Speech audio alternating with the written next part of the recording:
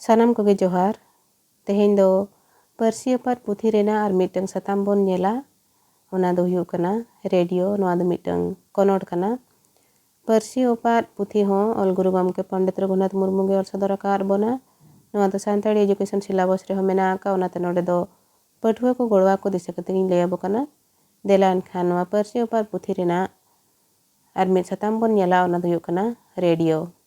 नोआ रे ऑल कना रेडियो को मेता नोआ बाकोस लेकान कोड़ साड़े ओचोयाय अडी संगिन रिया रोड़ एटा कोड़ साव तार चे आर जहाना कोते जोड़ा बनु आन नोआ इना सुमुंगे।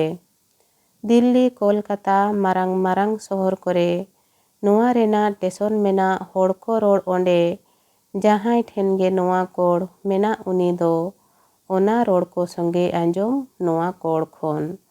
अडी जुता गे नोआ कोड़ बेनाव आकान हाहाड़ा गे ऐकब कान नोआ उइहर लेखान एनते उन संगिन रिया रोड़े आड़ांग ओचोय कटिज हों बाय आद ओचोय इनके गे रोड़।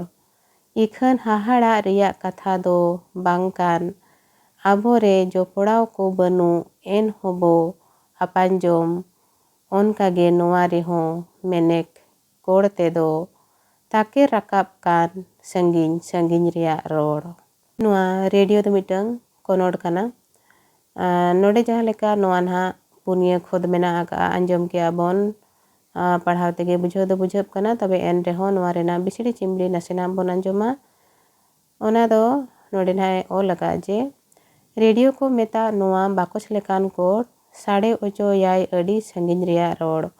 रेडियो दो मिटंग बाकोस लेकाना कोड़ कना बाकोस मिनिट तो ना बाक्सो उनकाना मिटंग कोड़ कना कोड़ दो ना मिसिन बाकोस लेकान मिसिन कना साड़े ओचो याय संगिन रेना रोड़ अडी संगिन रेना रोड़ नोआ बाकोस होते ते बाकोस लेकान कोड़ होते ते साड़े ओचो या एटा कोड़ साव तार चे आर जहाना कोते जोपड़ा बनु आन रेहों निया सुमुंग तेगे अडी संगिन संगिन रेना रोड़ आबोय आंजोम ओचो बोना से साड़े ओचो या।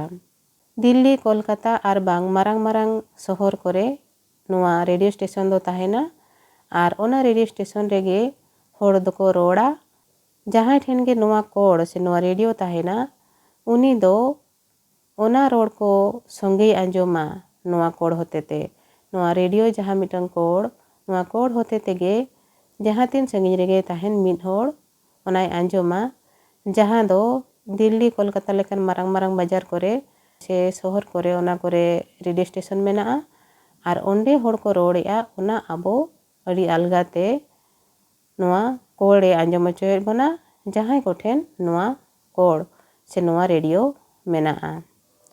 अड़ी जुता गे नोआ कोड़ बेनाव आकान हाहाड़ा गे ऐकब कान नोआ उइहर लेखान नोडे चेदे मेनिया नोआ कोड़ नोआ रेडियो दो अड़ी जुत गे अड़ी नापाय गे बेनाव गाना कना।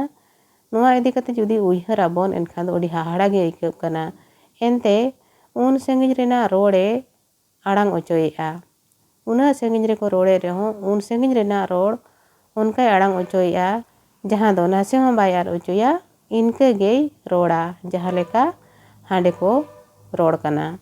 इखन हाहाड़ा रिया कथा दो बांगकान आबोरे जोपड़ाव को बनु एन होबो आपांजोम ओनका के नोआ रेहों मेनेक कोड़ते दो ताके राकाब कान संगिन संगिन रिया रोड़।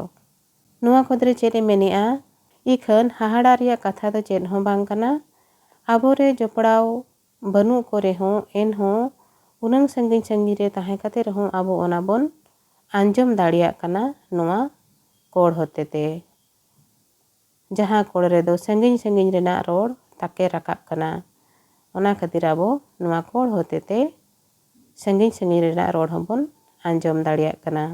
मा एनखान तेहेñ नोआ रेडियो साताम नोडिन पढ़ा आंजोमाद बोना आर ओना रेना मेनेत को होना से धराइन लैयार बोना निया तायम आर हों पार्सी अपात पुथी रे जहां गे साताम मेना ओना को होंबोन नेला। मा एनखान तेहेñ दो निनंगे वीडियो पे कुसिया खान दो लाइक शेयर और सब्सक्राइब का ताबोन पे आर कमेंट दो आलो पेड़िन ताबोना। मा एनखान तेहेñ दो निनंगे सनाम कोगे आयमा सारहाव आर जोहार।